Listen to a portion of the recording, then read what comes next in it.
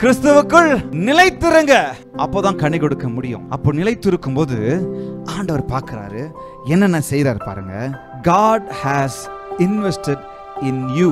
தேவன் உங்களுக்குள் முதலீடு செய்திருக்கிறார். என்னப்பா, உங்களுக்குள் முதலீடு செய்திருக்கிறாரா? ஆமா, கர்த்தர் எனக்குள் முதலீடு செய்திருக்கிறார்.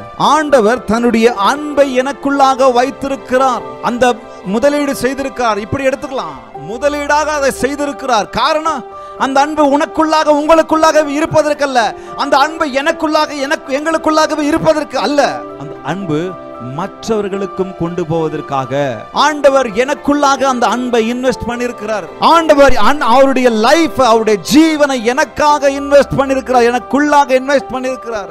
ஆண்டவர் தன்னுடைய வார்த்தை எனக்குள்ளாக இன்வெஸ்ட் பண்ணியிருக்கிறார். ஆவியின் கன்னிகளை சேர்த்து சொல்லுவான், ஆண்டவர் அன்பை உங்களுக்குள்ளாக முதலீடு பண்ணியிருக்கிறார்.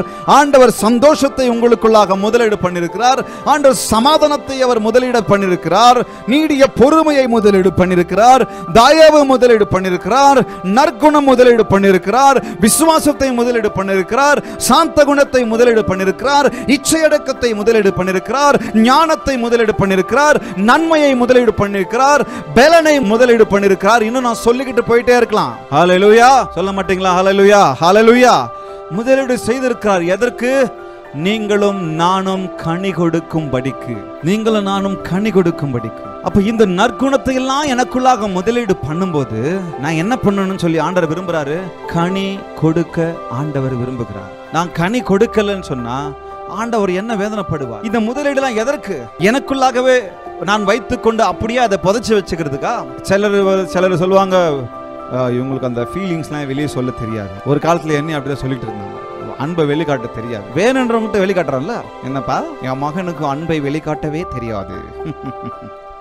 அப்ப வேணுன்றவங்களுக்கு போய் அன்பை வெளிக்காட்டுறீங்களே, அப்ப மட்டும் எங்க வெளிக்காட்டுனீங்க? அப்ப நான் போய் வேணும் எனக்கு தேவைப்படுறவங்கள்ட்ட போய் அன்பை வெளிக்காட்டுறேன்ல.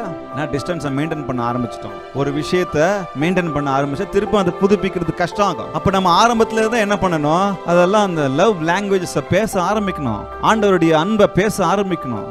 அப்பாவை நேசிக்க ஆரம்பிக்கணும். அம்மாவை நேசிக்க ஆரம்பிக்கணும். அப்பாவை அப்பான்னு கூப்பிடுறதுக்கே நமக்கு முடிய மாட்டேங்குது. ஏன் முடிய மாட்டேங்குது? ஏன்னா கூப்பிட்டு பழக்கம் இல்லை, அதை செஞ்சு பழக்கம் இல்லை. இவ்வளவு வருஷம் ஆயிடுச்சு. இப்ப அப்பா இப்ப அம்மா அப்படின்னு கூப்பிடுற அந்த வாய் வரமாட்டிருக்கு, அந்த நேசம் வரமாட்டிருக்கு. ஏன்? தடை போட்டது நீங்க தான். ஒரு சுவரை எழுப்புனது யாரு? நான் தான். ஆண்டவர் உங்களுக்குள்ளாக அந்த அன்பை வச்சு இல்லைன்னு மட்டும் சொல்லவே கூடாது.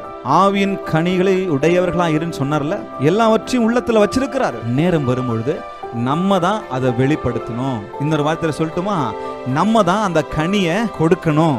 அப்படி நான் கனியை கொடுக்கணும்னு சொன்னா நான் என்ன பண்ணணும்? சொல்லுங்க, நிலைத்திருக்கணும்.